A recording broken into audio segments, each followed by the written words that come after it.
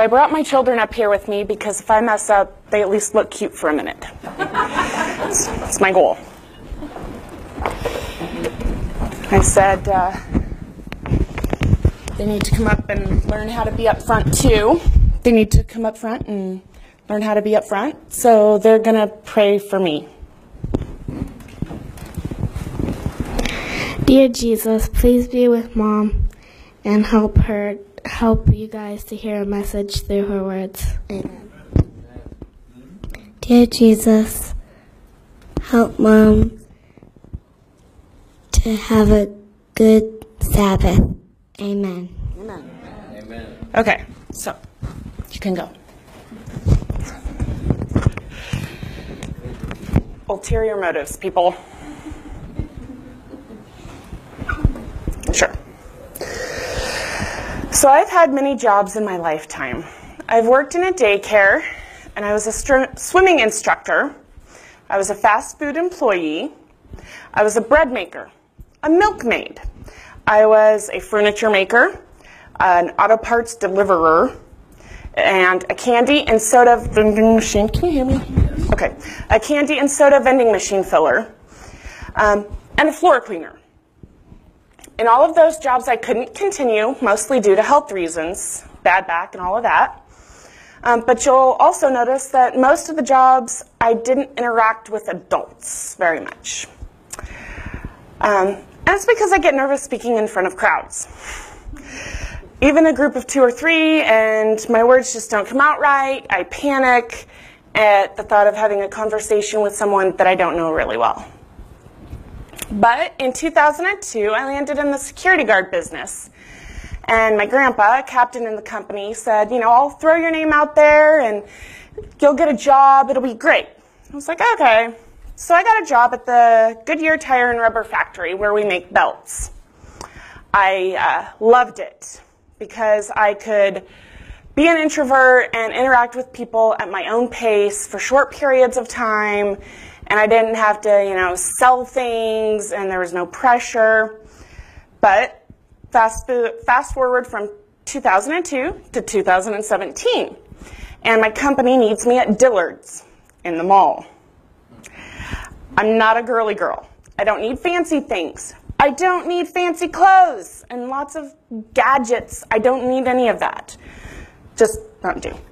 My definition of dressed up is lipstick, mascara, and eyeshadow.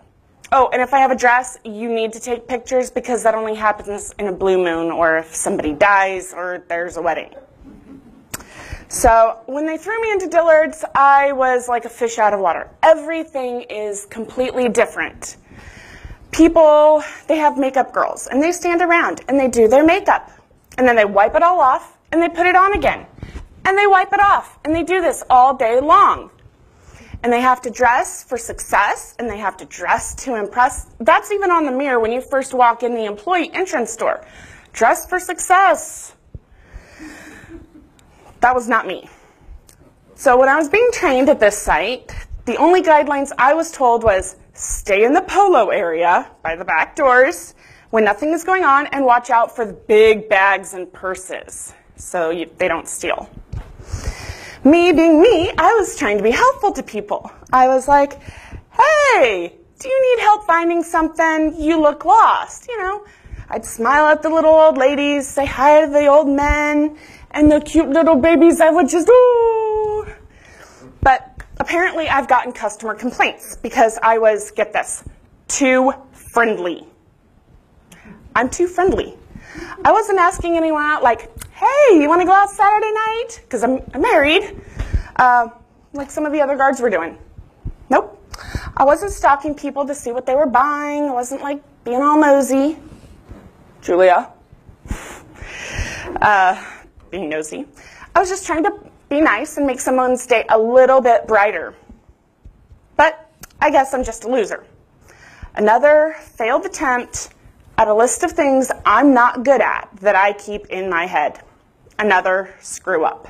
Another failed job. I wonder if that's how Moses felt. I can really relate to him because he should have died at birth. And The Pharaoh, yeah, didn't want him around. Then, at a really early age, he was ripped from his family, and he was sent to become a part of the royal family of Egypt. Sounds pretty nice, huh? No, not so much, because only the princess really had wanted him. I'm guessing that everybody else in the palace resented him. They knew he didn't belong, and I'm sure they probably teased him for it. Wouldn't he have looked different? He was a Hebrew. Even with all of the education and the clothing, it still didn't change who he was inside. He was a Hebrew, and people knew it. In Exodus 2:11, in the New Living Translation, it says, "Many years later, when Moses had grown up, he went out to visit his own people, the Hebrews, and he saw how hard they were being forced to work. During his visit, he saw an Egyptian beating one of his fellow Hebrews." You'll notice that in there, it talks about the Hebrews were his and the Egyptians were not.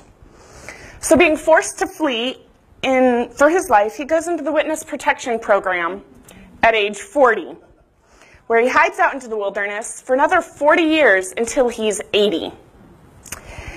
He must have settled into his easygoing, hard life in the wilderness by age 80 when God appears to him in the burning bush. In Exodus 3:6, it says he was afraid to look at the burning bush, and he was afraid to look at God, so he covers his face. God tells him that he has chosen to free the Hebrews from slavery, from the Egyptians, but Moses protests. Not once, not twice, but 3 times he protests against going back to Egypt. Exodus 3:11, 3:13, and Exodus 4:1. God gives him 3 miracle security blankets. And he turns his shepherd's staff into a snake, and then back again into a staff. For the next big confidence booster for Moses, he has him put his hand inside his robe and pull it back out. It's covered with a severe skin disease. He puts it back inside his robe. Voila, he's healed. But Moses still pleads with God about how he isn't good with words.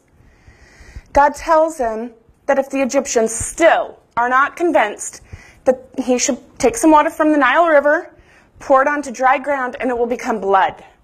So, Moses said in Exodus 4:10, "Lord, I'm not very good with words. I never have been. And even now, even though you've spoken to me, I get tongue-tied and my words get tangled." God tells Moses that he has got everything under control, and again, Moses pleads with God to send someone else. God gets angry, and he tells Moses that his brother Aaron is coming to meet Moses, and that God will be with them. Moses goes back home, and he gets his father-in-law's blessing to go home to Egypt. He grabs his wife Zipporah, his 2 sons, and a donkey. There's not much in the way of worldly wealth. Moses and Aaron meet up, and they go to talk to the leaders of Israel. The Israelites are convinced that the 2 brothers have been indeed sent from God. It's a small victory for them, but it's short-lived, because once they get to Pharaoh's palace, Pharaoh's heart becomes hardened. Pharaoh remembers the adopted loser boy, and in return, he makes the Hebrews collect the straw that they were previously given before the brothers showed up. I can imagine the anger that was directed towards them, towards the brothers. They were promised freedom from the Egyptians, and instead, their workload doubles. God and Moses talk again, and Moses tells the Hebrews that God will keep his promise and deliver them. But the Hebrews don't want anything to do with them anymore. They don't want more work, so they refuse to listen to this clumsy, tongue-tied loser. Moses goes back and again talks to God, and he tells him, hey, I'm not good at this, because he reminds him, that he's a clumsy speaker, because God forgets these kind of things. In Exodus 6:30, it says again that Moses and God talked, and that he argued with God, and said he was a clumsy speaker. He's got this clumsy speaker spiel down pat, because every time they talk, I can't do this, God, I can't speak. So the real fun soon begins for the clumsy speaking loser boy Moses. The 2 men go to Pharaoh and show him the miracle of Aaron's staff becoming a snake.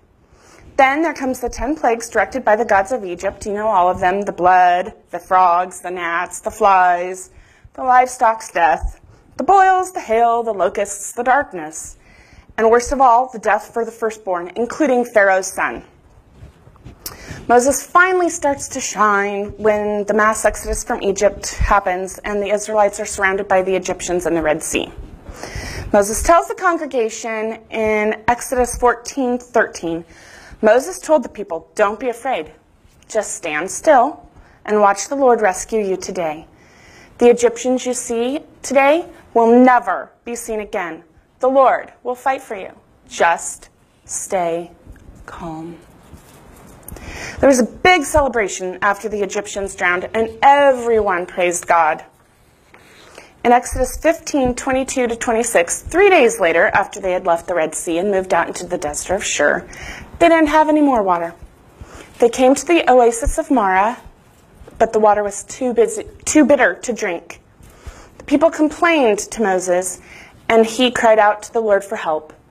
The Lord showed him a piece of wood, which Moses threw into the water and made the water good to drink. A month went by since they'd left Egypt, and the people complained that there was no meat. So God gave them quail and manna. Eventually, the people camped at Rephidim. I don't know how to say that. But there was no water there either. Kind of happens when you're in the desert. They start complaining to Moses again, so he cries out to God, "What should I do with these people? They are ready to stone me." Then the Lord said to Moses, "Walk out in front of the people, take your staff, the one you used when you struck the water of the Nile, and call on some of the elders to join you. I will stand before you at the rock at Mount Sinai. Strike the rock, and water will come gushing out." Then the people were able to drink. So Moses struck the rock as he was told, and water gushed out as the elders looked on. And that's Exodus 17:4-6. More time passes and we come to Exodus 22, and God's people are now in the wilderness of Zin. There was no water for them there, so they complained to Moses. This time God tells Moses to assemble the entire community, to take his staff, and to speak to the rock. And water will come out of the rock. Moses is so cranky that he ends up raising his staff and hitting the rock twice. Even though Moses disobeyed God's orders, he still allowed water to flow from the rock for the Israelites. But in verse 12, God tells Moses that since he disobeyed him, they don't get to go to the promised land.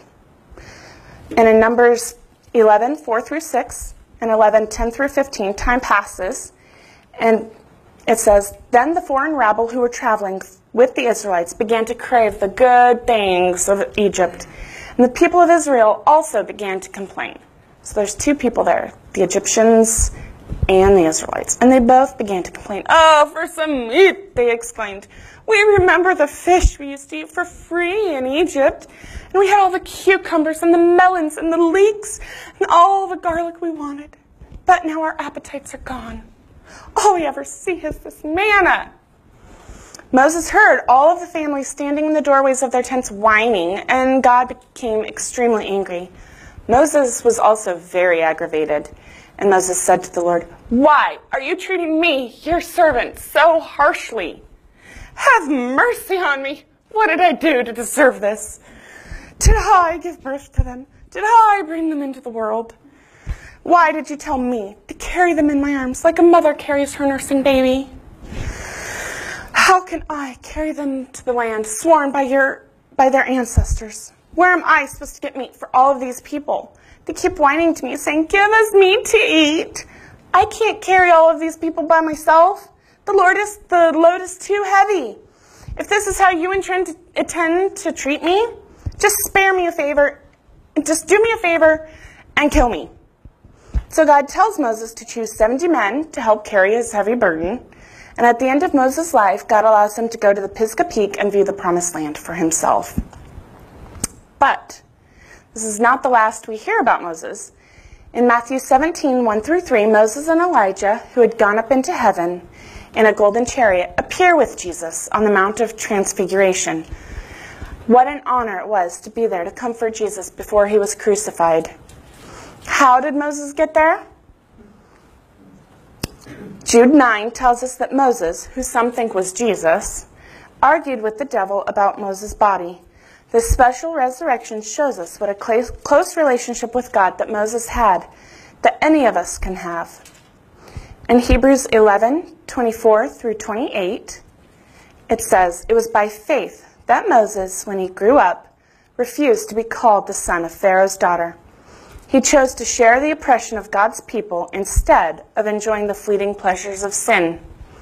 He thought it was better to suffer for Christ than to own the treasures of Egypt, for he was looking ahead to his great reward.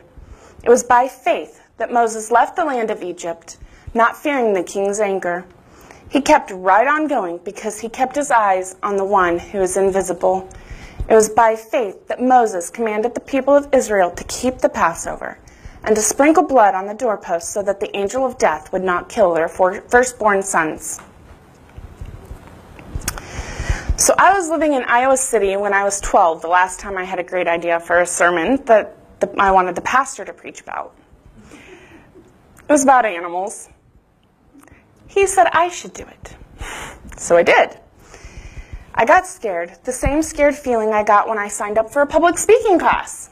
The same feeling that I had when I got handed the microphone today. I'm not good enough. My words, like Moses, don't always come out right. I'm nothing special. I'm just a girl with big ideas and usually only enough gumption to start projects. I don't really finish them.